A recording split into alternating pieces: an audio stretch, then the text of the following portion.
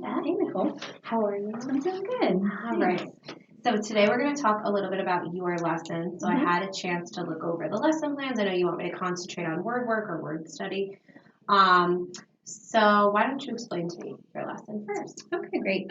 So the purpose of the lesson, the students are working on long vowel I patterns. Okay.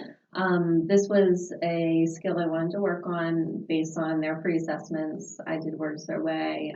Both of them had really deficits when it came to long vowel patterns. So we've worked on we did A, we did E, now we're on to I.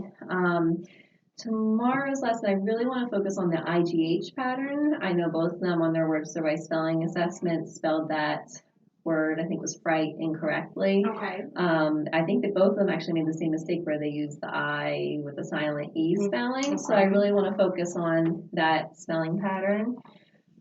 So really, I guess the main objective is getting them to spell and read words with those long vowel I patterns. Excellent. All right. Awesome. So I know that today's lesson you were kind of introducing the long vowel I. So how do you think they did in today's lesson? Do you think they're prepared for tomorrow's lesson? So we created an anchor chart. Okay. So we created this. It was student created where I put the different patterns up and we talked about words that would fit into those categories. Okay. So they kind of self-generated some ideas. I put a guide word and they were able to come up with some more. And then today we also did a word sort. So it actually included a couple of words that had the short vowel I. Okay. So I kind of wanted to see how they did with that. And then 3 of the patterns, the I-E, the silent E, Y as an I at the end of a word, and then the IGH. Okay. So I think they did a really good job of looking at the word and recognizing the patterns. There were a couple times where there were some decoding issues, like there was the word quite and they read it as quits at first. So there were a couple of things, but I think overall they did a really great job of it. Excellent, excellent. So you feel that they're ready for tomorrow's lesson? I think so, yeah.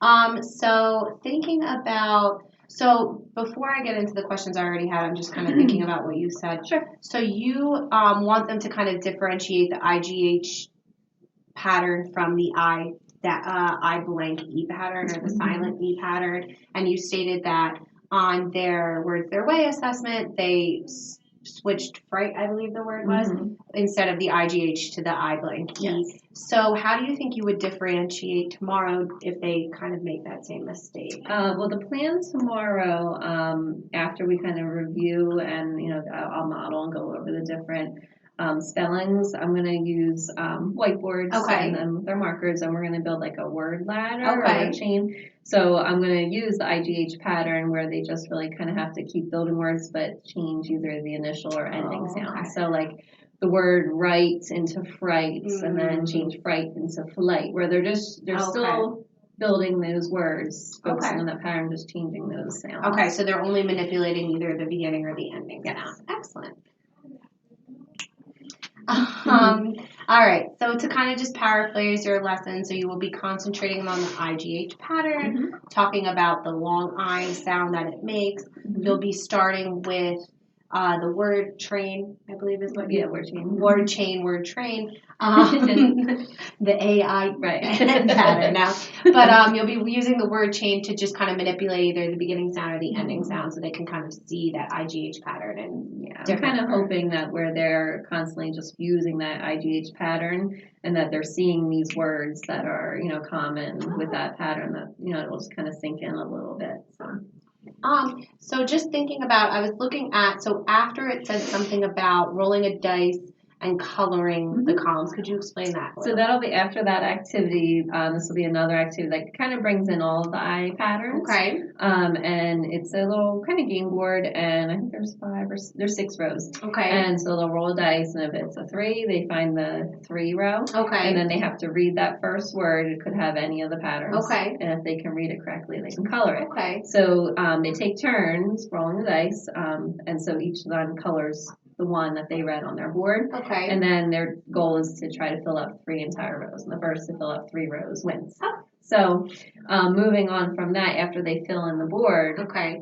there's going to be some blank spaces. So their goal is to then, I'm going to ask them to pick 4 words that they didn't read. Okay. To make sure they can read them. So 4 words they didn't read, and then take those 4 words and try to put them into like a silly sentence. Okay. And I would model that at first, like picking 4 words and then showing like I'll put it up on the board, like make some kind of crazy sentence. Okay. And then they'll have a sentence strip that they can like write along. Excellent, excellent. And that actually was my next question because I was, why weren't they coloring those words? So they don't color the word if they cannot read it. Right. Okay. So while you're doing this, if they roll and they can't read it, you just are kind of, are we not reading that word? How are you addressing it? I'll probably, so if I see them having a hard time, I'll help them. Okay. But I'll like to help them, like just those reminders. Like, okay, well, let's look at the pattern. What pattern do we see? You know, this is one of the long vowel I patterns. How does it sound? Okay. And let them read it. Okay. But won't let them color it. And if they roll it again, then they have to be able to read it that second time independently in order to color it. Okay, great. All right.